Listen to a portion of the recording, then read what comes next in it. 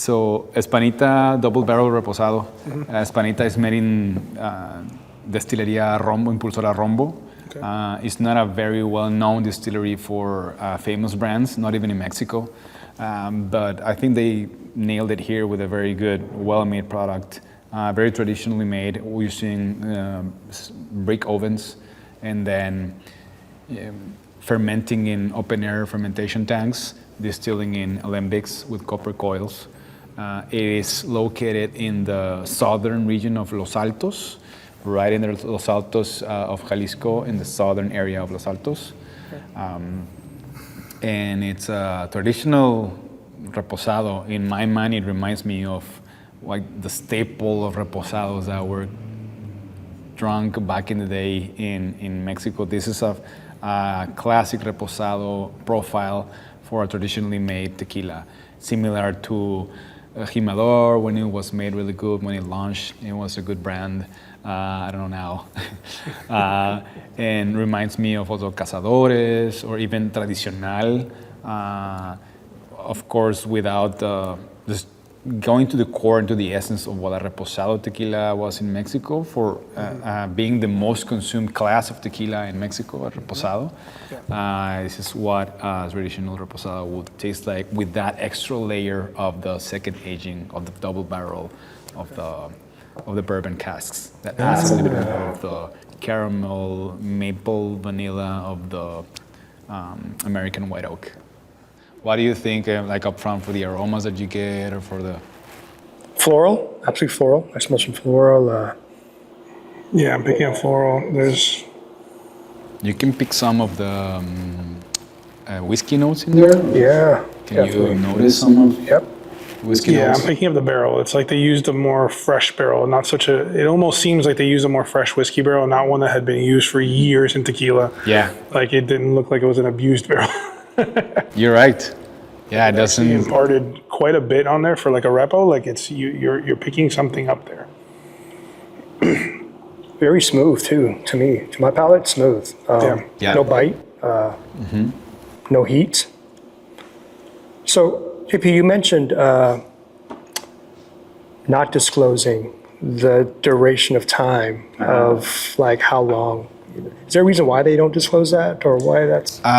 Depending on the time, it's hard to say just 6 months plus X months. Like, okay. Because it depends on how you're using your barrels, and you say you bring in some barrels to your distillery. You buy them from either Jim Beam, Jack Daniels, or some very special bourbon brand. You have them there. You use them for one batch. Okay. So the next batch, you don't know exactly how it's gonna come out. If you want to standardize a little bit, or to keep your batches similar one to another, and you don't want to say, hey, this is batch 1 and this is different than batch 2. If you want to try to standardize a little bit more, you want to play with that range of time, because you want to say sometimes the first batch would be 8 months, and then for the next one you have to age it 1 extra month or a couple more months. Okay. To add to those, to get those notes out of the barrel. I got you. Yeah, especially if it's like a second fill on the barrel or whatever it is. The barrel imparted this much on the first one, but it just didn't have the same amount to give on the second one. Yep. Or and there's the variation of that. Yeah, because we understand barrels as tea bags, that the first time you brew the tea, it's going to be very That's a intense. lovely way of looking at it. Yeah, that's awesome. You finish it and you add a second hot water to it, then it's not going to be As potent, right? It won't. Yeah, Okay. it's going to be as potent. Wow. Tea bags. So, yeah. That's such a beautiful comparison. It's just, you don't think about that very much, but it's like literally just a very clean, great comparison. A tea bag. It's simple. Like I can envision that, and that's awesome. Yeah. And that's why some distilleries, after they've used their barrels 1, 2, or 3 times, whatever they decide, they retreat the barrels and they char them again on the inside, or treat them. Yeah. Or some of them just sell them and discard sell them. There's a secondary, even third market for barrels. Yeah. And they get new barrels. So that depending on the distillery, I don't know how this product in particular or brand treats their barrels, if they treat them one batch after another of how long they use it for. So that's why we have a range between 8-10 months, and 10 months is nearly an añejo. No? 2 more months and you have an añejo. So for you particularly, we're talking before about some brands that age really, that use really old barrels. Old barrels, yeah. El Pandillo, G4. I mean, Felipe is known for just using the most beat up barrels possible because he doesn't want the barrel influencing his tequila. He wants the tequila growing a little bit with the barrel. Like I don't know how to say that like better, but it's just like evolving, sitting. You'll be fine. I don't want you to change too much. And it's just like, okay, cool. I made a really good product here, and I don't want it to change too much there. So he just, And probably that's a family thing because they did that also in Camarena or the La Alteña. The rest of the Camarena family. And also Chava Rosales and Cascawin has that same approach with aging tequilas. Their tequilas, age expressions are really light on the wood notes, and their barrels are really old. All are super worn out barrels. And yeah, the star of the show is the agave and what comes out of the stills initially. And then we don't want to change that too much. Yeah. It's almost like that's what they want to, it's almost like that's what they want to impart. Okay. I can say that this reposado, it's very similar to what the stereotype of reposado in Mexico is. I see what you're talking about. Yeah, right? It really. Reposado for a long time. I don't know now, but maybe it's still. Yeah. The most consumed expression of tequila was reposado. Yeah. The reposado class in Mexico was the king of the tequila market. Yeah. And here in the U.S., blanco, no? Because of the cocktails and stuff. Absolutely. But to me, when I try this, I go back to that same, like the portfolio or the lineup of reposados that were the go-to reposados since many years ago. The Cazadores Reposado, the Don Julio Reposado. Gotcha. Even the Jimador, when Herradura launched Jimador, it was a really good expression. Everybody was crazy about it, at least in Jalisco. And then it changed. But to me, this has that same base, and it leans toward that kind of reposado, a little bit more heavily aged. Yeah. But with the extra layer of the bourbon cask that I throw in there. What other kind of tequilas have you tried? The reposados that are around the same line of aging. I'm super new to tequila in itself, so I probably tried about maybe 10 or 15 different type of expressions of reposado. Trying to think of what I can relate this one to. You enjoying reposados? I love reposado as an expression in general because I've always equated blancos to, just mixing, until I got educated. And of course now I do sip blancos, but my preferred is reposados. So trying to relate to, I don't know. Any favorite that you have right on top of your mind right now that come? Yeah, the Cascanes. Yep, Reposado. Okay. So I'm on my top 3, top 5. The Hey Quattro, the G4. Yeah. Yep, it's one of my go-tos as well. Siete Leguas is also one of my go-tos as well. A staple in Mexico. Yeah. But I really like this expression. My first time trying it. It's very smooth. I like the notes, floral notes, minerality. It's to me, it's delicious. It's a good taste to me. It's funny, yeah. This is the tequila that I would bring. This is the reposado that I would bring to a whiskey drinker. This is it. Yeah. Like without question. Hey, I want you to try some tequila. I don't love tequila. Let me show you something really quick. Let me show you something. This is a whiskey drinker's gateway. Yeah, without going into like añejos and extra añejos, I want a repo that I can show them, that I can probably jump them into this world. This is it, because I'm noticing those notes inside of there. And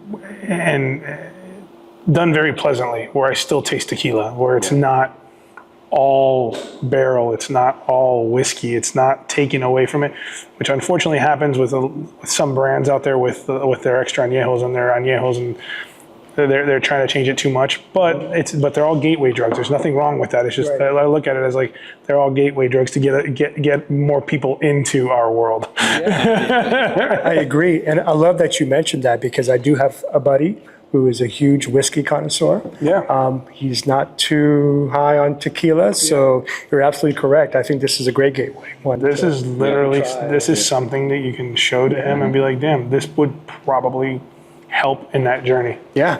Smooth. It's not overpowering. It's not a lot of heat. It's. You can tell it's made to be a commercially viable success. It's not like, it's not going after a connoisseur. It's not going after a particular person. It's going after, and it's not a bad thing. Like, people think it's a bad thing. It's made for the you can tell it's a product made for the masses, but it's done. I think it's done pretty well. It's made for the masses, done well. That's got the right flavor profiles. It still tastes, like I said. That's why I would give it to a whiskey drinker. It's got the little whiskey there, and it's got the tequila there, and it's something you can definitely step people into it, and it's gonna be pleasing. It's very pleasing to sip on. Yeah, so double barrel is a new term to me. Being new. So can you explain what double barrel is? Yeah. What are you? I'll give you my simple explanation of what I believe, and then you can correct me where I'm wrong, because I look at double barreling here as kind of what we see in the whiskey world, because I spent some time in whiskey world. It's quite a bit of time. It's finishing. It's almost like a finishing. It's, hey, we're going to give you this solid product that is made the way that all the repos are made, and then we're going to put it in something else, whether it be a wine cask, a sherry cask. There's all these different barrels out there, and we're going to say, we're going to make a repo, we're going to make our base product, and then we're going to give you a little extra flavor, a little something different. We're going to make our product stand out. Okay. That's the way that I understand it as. I look at it as it's another word for finishing. Okay. But it's definitely a term that comes from the whiskey world. Tequila is very heavily influenced by whiskey traditionally, and now all kinds of spirits now, with all of the different innovation and experimentation that's been going on in the industry. These products are coming now even more. You see, you have coffee aged tequila with Quintaliza. That's the first one, right? But then we have. We're gonna taste a couple more today with double aging and double barrels too.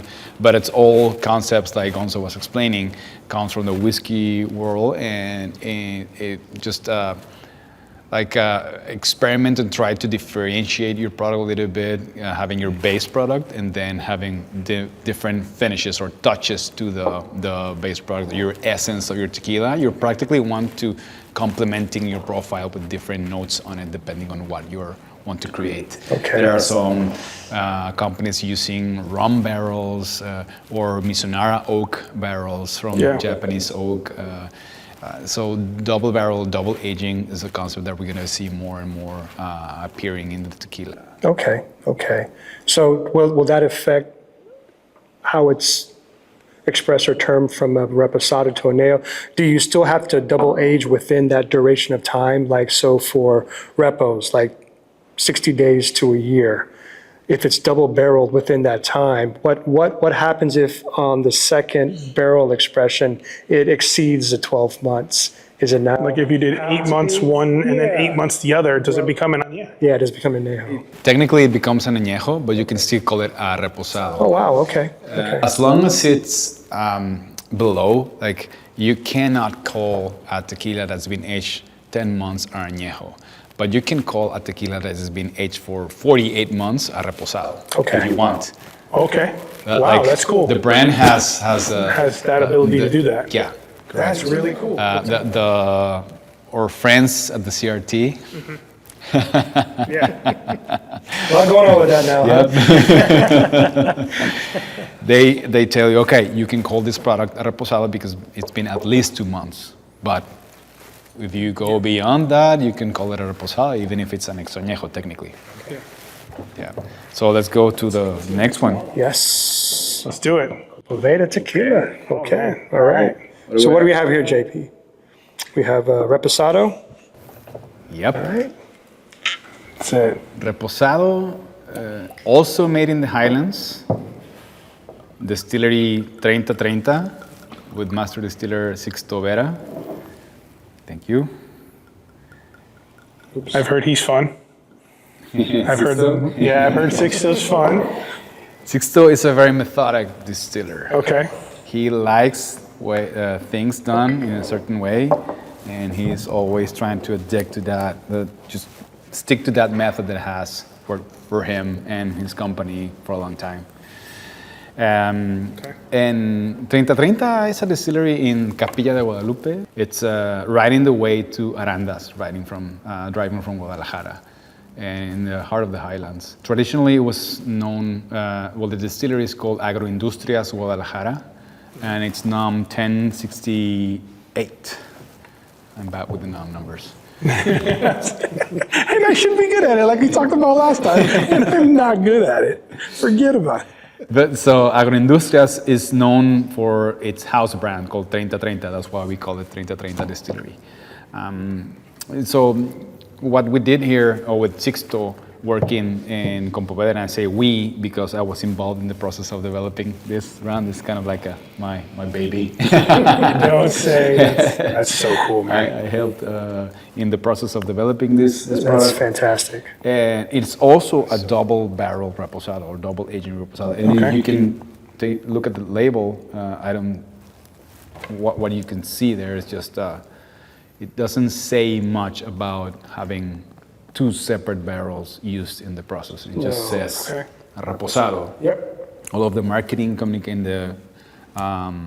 communication, and the materials will say what the process is. But 3030's basic reposado, or their line, is always they use Jack Daniel's barrels. Okay. And actually they buy directly from the cooperage and in Lynchburg, Tennessee. Oh, and wow. they get full truckloads of the barrels, 288 barrels per truckload. They unload them in the distillery, and they age their expressions, their reposado, for 8 months. So we worked with Sixto and said, hey, why don't we use your 8 months reposado and do it a double aging? And for this, there were Napa Valley Cabernet casks that we used. So nice. And so the first aging is white American oak, Jack Daniel's use. And the second, traditionally in wine, you have more of French oak use. So we have a mix, like 8 months in the Jack Daniel's barrels plus 3 months in the ex red wine. Wow.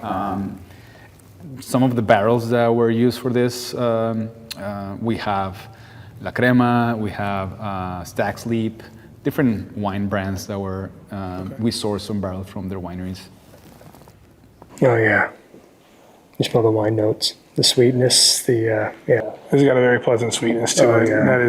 That is just easy. It's easy on the palate, Difference easy all the way on the down. nose, so, you can tell the different of notes that the two types of oak creates and adds to the profile. It's just a world of a different from like the first one. Like Yeah. this is like, I don't want to say better, but it's just different, and it's so noticeably different, and it's so beautiful because It adds some more complexity to it, Yeah. so it invites you to keep thinking and imagining what you're Yeah. finding there. So that's a fun part about drinking tequila too, Yeah. right? Because you're trying to find out or to remember what does this remind me of? What are these smells I'm finding these? What are these notes I'm finding in this tequila? I mean, what a unique mixture, though, like to think about aging in wine barrels to give it that sweetness, right? Floral. I think it would be a great gateway for those who are wine connoisseurs, and they don't really care for tequila, but hey, this this is definitely And French oak, the wood itself, the grain in the wood is tighter than American white oak, and also the notes that are that it gives to the profile, it's a little bit drier. So you can tell in this tequila at the end, it dries a little bit, it dries your mouth a little bit because it has That's more a French tannins. oak. You can note a little bit more of the tannins in this one. Why? Because the barrel isn't charred. So original whiskey barrels are charred on the inside, and wine barrels are not. Yeah. So when you're using wine, you're gonna get you're gonna get more tannins, so more dryness, and you're gonna feel the mouthfeel is a little bit. How you can describe that is you take a sip and you drink of the tequila, and you notice the sweetness and some of the notes, cooked agave, some cinnamon in there, some baking spices, but at the end, it dries out a little bit. It leaves a sensation of like the tip of your tongue and your palate that it needs more hydration. Like said, hey, It wants you to keep sipping, keep sipping. And I will oblige. Yeah. No, it's very pleasant. It's welcoming. I really enjoy it. I love things that are. Personally, I'm very partial to anything that's aged in French oak. I really find it very pleasant to my palate. I enjoy it. One of my favorite. I don't have a single favorite. I have a lot of favorites, but like one of my favorite projects ever was like when Fortaleza did the Mission barrel with Mission 1530, and that's French oak. And dude, Jason and Fortaleza. I didn't get to try the other ones, but like that's just absolutely beautiful. And that's French oak, and it was a cognac barrel, but like it's French oak, and it's just it's so prevalent there. It's beautiful what it does to tequila. Yeah. I think out of wood options, like a wine, you get wine and French oak, and you got a beautiful aging coming out of there. Yeah. salud. Salud, for real. Salud. Oh yeah, this is delicious. And congratulations to you, man. You did a great job, bro. Like It's all Sixto. It's all. I know, the but I'm idea. saying you got to take some credit for it too. You helped make it Yeah. happen. You helped make it happen, which is really cool. Yeah, I did. That is really cool. Like You know what? My inspiration for the ideas that I threw in that at the end helped create this profile came from my previous experience with Partida Tequila, which we're gonna try next. That's what's up. Because back in the day, we did some project with a wine brand. Forgive me. How long was this aged for? This is aged at least 8 months in the ex-Jack Daniel barrels. That's right. And then you said 3 months And with then, 3 months. the wine. Okay. Yeah. That's a great expression. That's delicious. So you're gonna 11-month is repo. also- That doesn't taste like an añejo, which is kind of nice. Right. Right, because it's 11 months. Like 11-month repo. all of the 3 reposados that are tasting now are right in the border of becoming an añejos. añejo.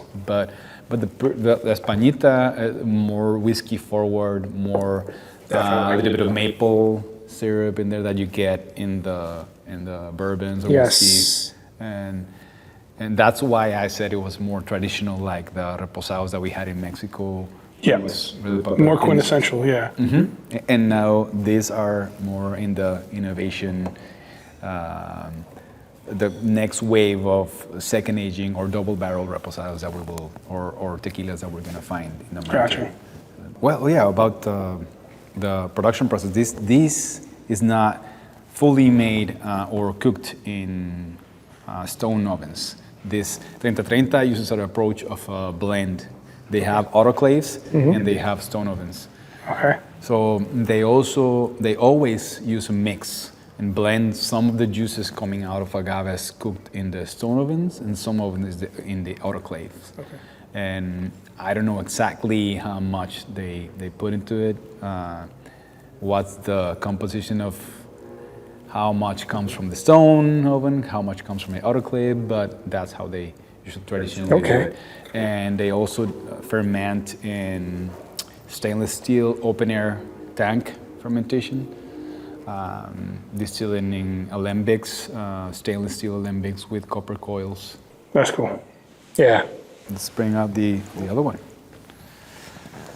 Bottle swap. Yep. Oh, it's a heavy bottle. Look at this bottle. That's a thick bottle, yeah. Yeah. Bottle. This one's got to be bittersweet for you. This is like the beginning of your tequila story, kind of. And like, it wasn't the end of your tequila story, but like the end of a huge part of your life in tequila. The end of my corporate life in tequila. That's what, yeah, there you go, corporate life. Yeah. And you said, I'm gonna do it for myself better. Yeah, exactly. Before I went freelance and independent. That's so cool, man. That's Yeah. awesome, JP. That's So awesome. freaking cool. So what do we have here? What is... We have the Roble Fino line of Tequila Partida. Partida, it's made in distillery Auténtica Tequilera or 1502. This is a distillery in the town of Tequila or the valley. And the story of this is the distillery was owned by Viuda de Romero, which is a brand that is very famous in Mexico for its sangrita. You know what it's sangrita mix? Oh, yeah. Oh yeah, stuff's delicious. I love it. Yeah. That they use for the banderita, the sangrita. Yeah. Very popular in Mexico to drink tequila neat, and you have your side of sangrita and some lime if you want. And so this brand, Viuda de Romero, owned this distillery. Members of the Orendain family of the Tequila Orendain distillery purchased this distillery a long time ago. Okay. And they took control over it. They launched their own brands, tierras. And they started contract manufacturing for Partida in 2005. It started in Hacienda de Oro in Amatitan. Oh, wow. And then somewhere along the 2010 so moved to Auténtica Tequilera, and it's been since with Auténtica. And master distiller, Jose Valdez, a good buddy of mine, is still behind the brand, almost 20 years in the making. Wow. Yeah. So Roble Fino line is a double-aged expression that they launched in 2016. The company was acquired by the Macallan whiskey single malt company. Oh, okay.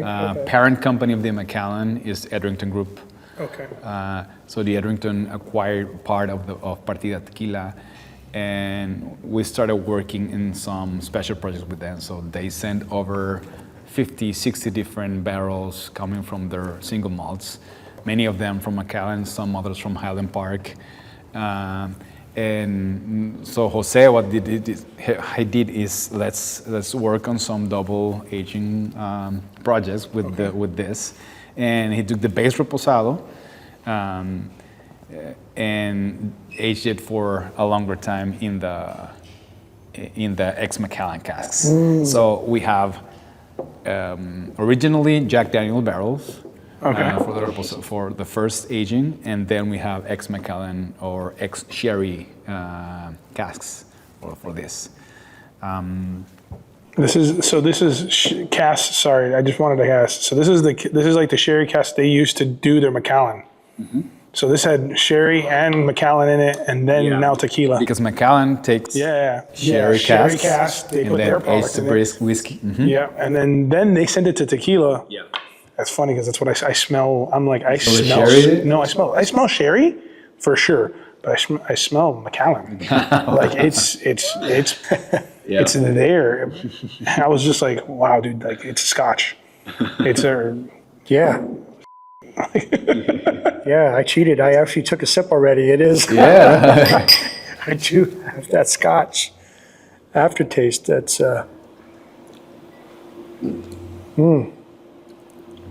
Yeah, you're right. This bottle is heavy. It's a heavy bottle. It's thick. I wanted it to make a statement for Yeah, sure. absolutely.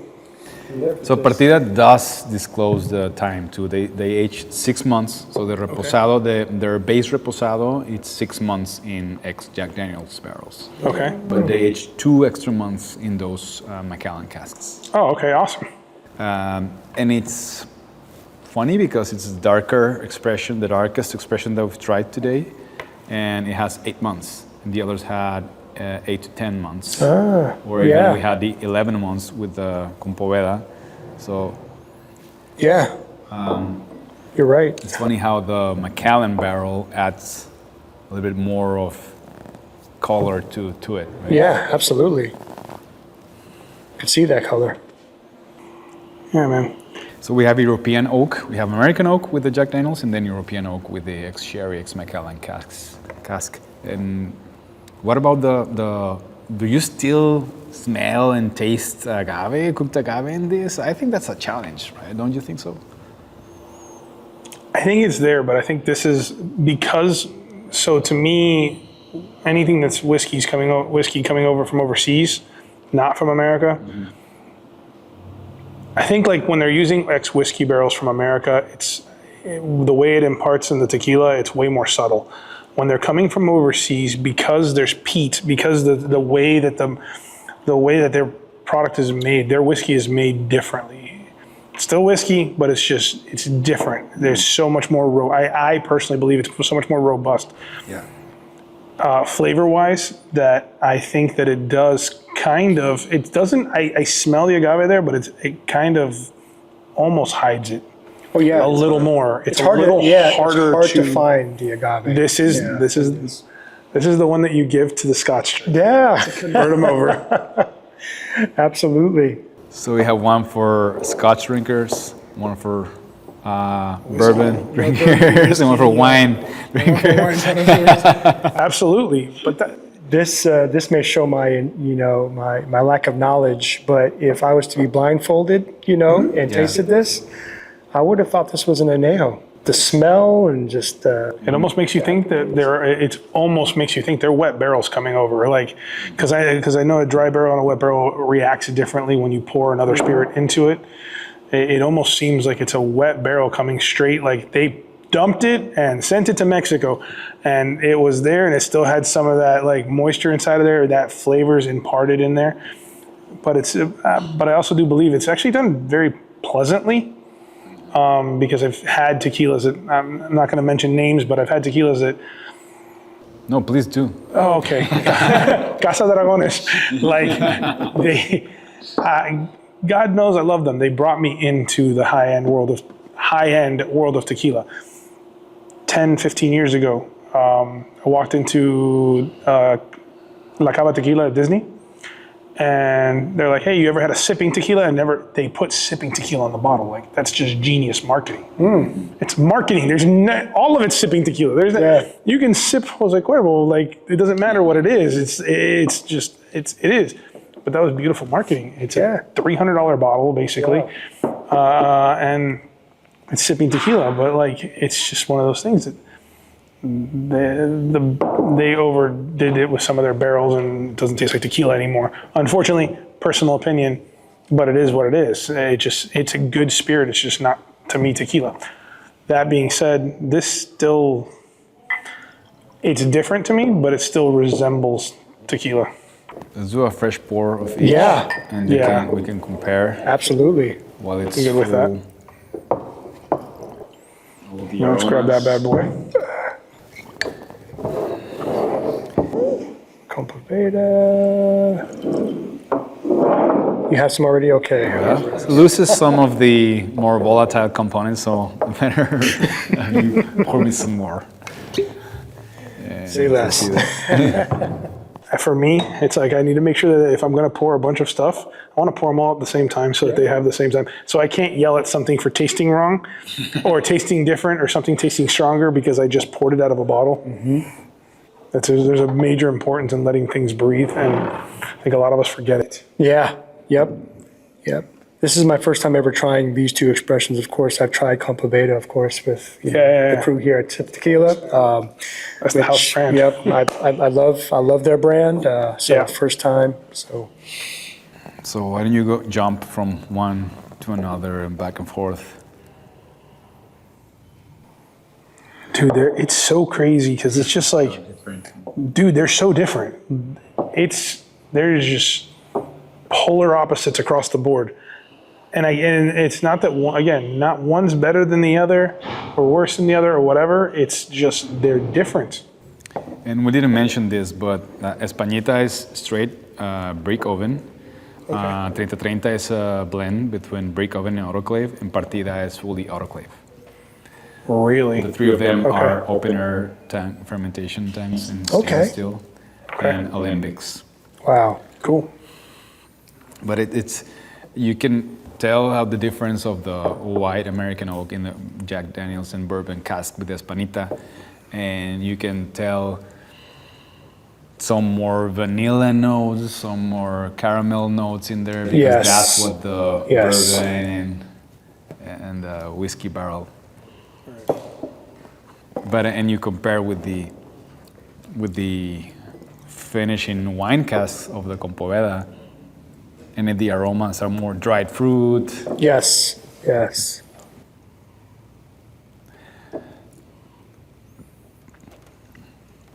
Even some raw oak in there, because when the oak or the wood is not charred or toasted, it's you get You get the actual taste of wood. Yeah. Like that's what I'm getting. Like the actual taste of like what I imagine. I'm gonna take a bite of wood. It's not a bad thing. It's very pleasant. Yeah. It's very pleasant. throw in some more notes that you find in there. Get your imagination out there going and tell me what you can smell if you can identify some notes. Cinnamon. You're talking about the Espanita. Espinita. Yes. Yes. I get some slight notes of butter in the Espanita Reposado. I'm picking up an oiliness. Yes. I'm picking up an oiliness. I don't know if I would say butter, but I'm definitely picking up like an oiliness. Yeah, like there's. Yeah. Like almost like a sesame oil. It's I don't know why, but that's what came to my mind right now. You can also compare the oiliness in each one. I know you mentioned oiliness. There's a word, I don't know if it's a word in English, but unctuosity. I love that. Untuosidad is the word in Spanish, but it refers to the mouthfeel and the oiliness, how thick or thin a product is and feels in your Viscosity. mouth. Viscosity then, right? Kind of like a viscosity. Yeah, viscosity, yeah. Yeah. And I like the word you made up for it better. Unctuosity. That's it. Now hopefully I remember that next time we do a tasting, and I'll be like, "You remember the untuosity?" Yeah. Wine connoisseurs would love the Compoveda expression, because you can definitely taste the fruity floralness from a glass of wine, right? Red wine. Yeah, it's definitely floral. It's fruity is there. It's just like what kind Berry. That's what I was about to say. What kind of fruit? What are you? But it's not tasting? overpowering sweet though, right? It's just No. it's It's a little not. bit tangy too because it leaves that same sensation in your mouth, like dry. the dryness. So you know, with these berries, you get this sweet and tangy mix of when you're eating. Yeah, absolutely. So, Guys, salud, amigos. This is a great exercise. I mean, just For real. talking about different double aging reposados. We talked about different kinds of woods and different what it creates like as a finishing touch of a base class of reposado. Great to have you and discuss these beautiful products with you. It's an honor to be here. I want to thank you both because in my journey, I'm very new to this journey. I rely on you and of course Sip Tequila to educate me, and I'm going to educate others on premium tequila, sipping tequila, because tequila gets a bad rap. Get the word out there. I got to get the word out, and you guys, to me, are some of the top tequila influencers on the internet right now. Come on. And I'm going to say that because Call us tequila friends. well, I will drink to that. So yeah, thank you again for everything, and just for sharing your knowledge and education, and yeah. Thank you, Tim. Long live tequila. Thank you, Tim. Thank you, Gonzo. Thank you, JP.